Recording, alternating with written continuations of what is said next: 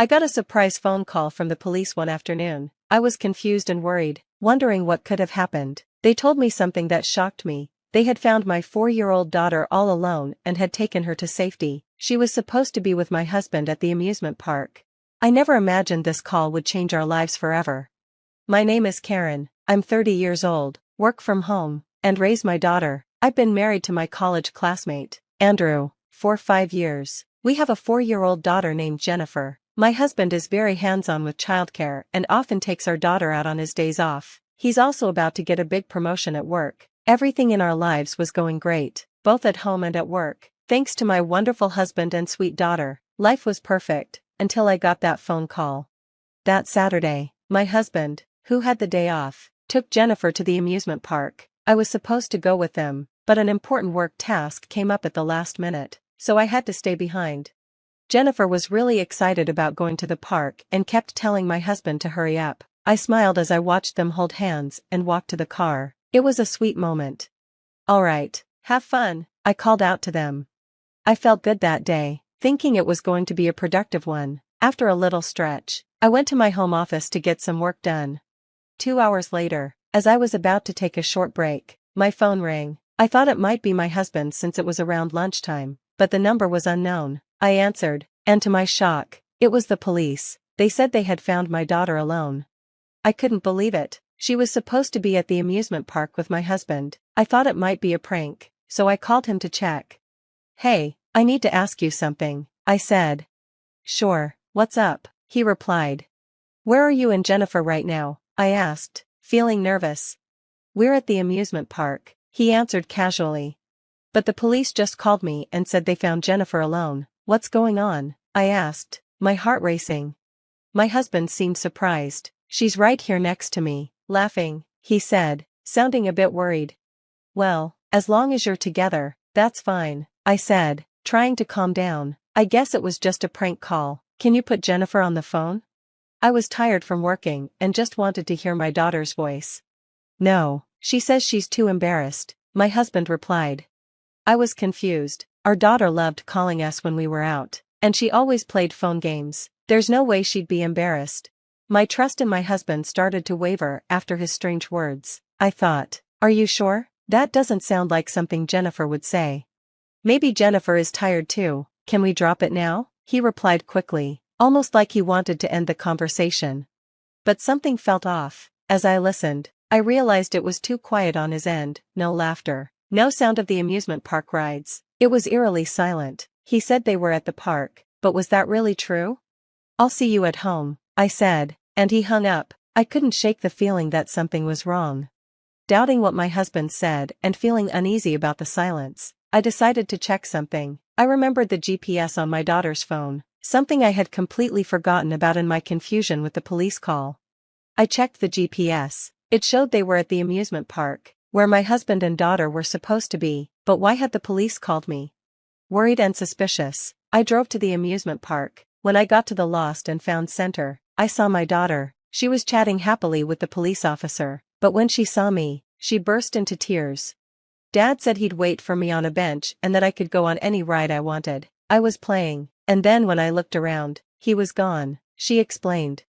I asked the staff for details. They told me they found my daughter wandering alone in the park. They had called out for her guardians, but got no response, so they contacted the police. Thankfully, my daughter had a tag with her address and my contact details, so they were able to reach me quickly. I couldn't understand it. My husband wasn't the type to just leave our daughter like that. Was he in some kind of trouble? The thought worried me, but I pushed it away. To calm Jennifer down, I took her out for ice cream. We went to a restaurant and ordered sundaes. While we were eating, she handed me her toy camera. It was a special gift my father had given her last month for her birthday. Even though it was just a toy, it could actually take pictures. I wondered what pictures Jennifer had taken. I turned on the camera and started looking through the photos. My heart dropped when I saw it, a picture of my husband hugging a woman I didn't recognize. More pictures like that kept appearing, and I felt sick to my stomach. "Jennifer, who is this woman?" I asked, my voice shaking. "She's a friend of Dad's," she replied. I felt like everything went dark. I remembered that my husband had cheated on me once before, when I was pregnant 5 years ago. We had reconciled because we were expecting a child, but now he was doing it again. He was using our daughter to cover it up, probably leaving her at the park while he went off with his mistress. "Do you know where Dad went, Jennifer?" I asked, but she shook her head, saying no. She started crying again, and through her tears, she told me that her dad had pushed her away earlier, telling her, "You're big enough to play by yourself now." I felt so sorry for my daughter. "I'm so sorry you had to go through this, sweetie," I said, taking her hand and heading home.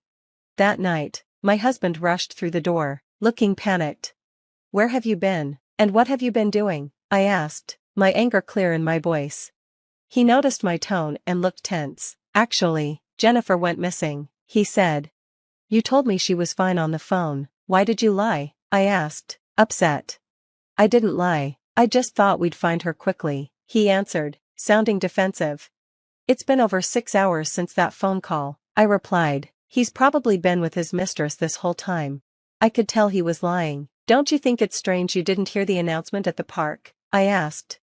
"How do you know about that?" he asked, looking uneasy. "The police called me when I went to pick up Jennifer at the amusement park. The staff told me everything," I said, feeling more certain of his guilt. He went silent, looking uncomfortable. He knew he couldn't deny it. Leaving our daughter alone at the park for his mistress was unforgivable. I made up my mind to get back at him. "Fine, just don't do it again," he said, looking relieved. I decided to let him think he was off the hook for now, but I had my own plan. A month later, I was in Los Angeles, not for vacation or work, but to catch my husband red-handed with his mistress. I followed them as they walked hand in hand, both looking shocked when they saw me. "What are you doing here?" my husband asked, his face full of surprise. "Weren't you supposed to be on a business trip today?" I didn't hesitate. "No, I called your office. They confirmed you took the day off." My husband looked rattled, his eyes darting around as if he was caught in a lie. "How did you even find out I was here?" he asked.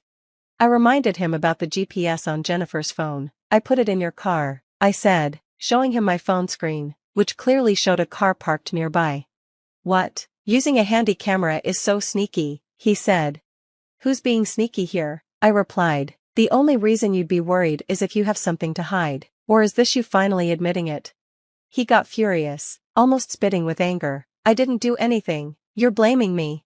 "Do you even have proof that I cheated?" he challenged, thinking he could get away with it.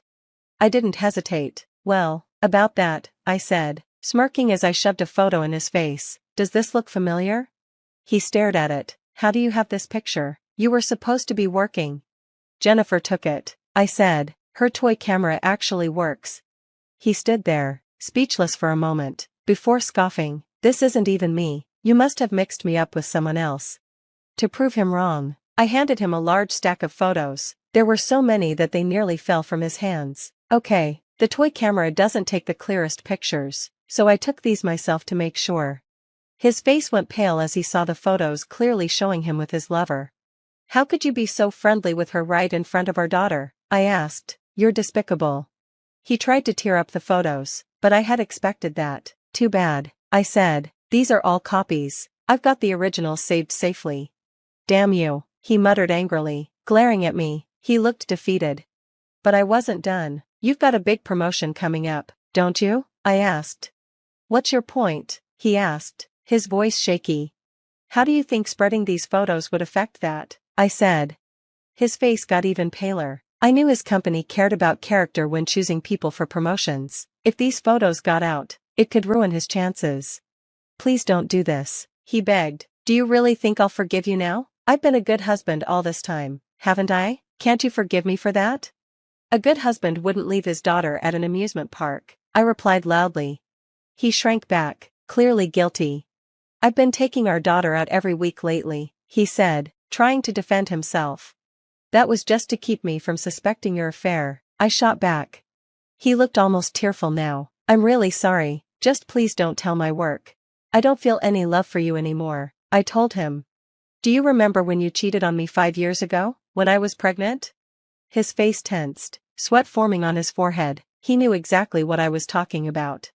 "I haven't forgotten the agreement we signed," I said. I had made him sign a contract that stated if he ever cheated again, he would lose all his assets and custody rights. "No, this isn't what it looks like. It's not an affair," he said, but I could see he had no explanation. He went silent and started to cry. It was pathetic. Then go ahead and sign this, I said, handing him divorce papers. No, I don't want to break up. Who will take care of everything at home if you're gone? He begged. Staying together now is impossible, I replied. Fine, I promise no more affairs. He screamed, his eyes bloodshot, but it didn't affect me. I wasn't angry about the affair anymore. So, you're forgiving me? He asked. No, I said firmly, what I'm angry about is you putting our daughter in danger. He went silent again, tears streaming down his face. And another thing, I said, you don't have a place in anyone's life anymore. What do you mean? He asked, confused. While you were gone, I told your parents, your coworkers, and everyone in your usual hangouts about what you've done. Everyone knows now. Hearing this, my husband buried his face in his hands, full of despair. I couldn't even look at him anymore. I don't want to see your face, so make sure you fill out those papers, I said coldly.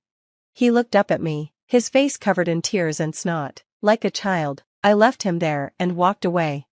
A month later, the news about his affair reached his company, and they revoked his promotion because of the agreement we had signed. He lost his assets, had to pay $220,000 in damages, and $400 a month in child support. He was struggling to make ends meet.